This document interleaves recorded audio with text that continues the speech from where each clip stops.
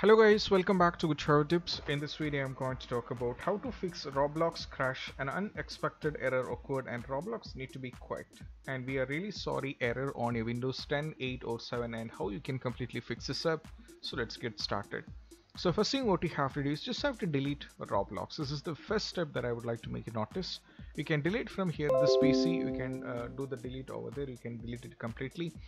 Just delete the Roblox and see after reinstalling. So before that you just have to follow one more instruction. So first step is deleting the Roblox and second step is just have to press Windows and R key all together and you have to give %app data percentage and you just have to press OK. Now from here what you have to do is just have to click over here on the app data and see whether you are able to get the Roblox, or see over here in the local and you will be able to get Roblox here. So if Roblox is installed successfully, I have uninstalled it due to the issue, so you just have to delete it from here. And in the same way you have to go for here also in the local low, also you have to see, just sorry it is not there. So on the roaming also you have to check for the Roblox and you just have to delete it.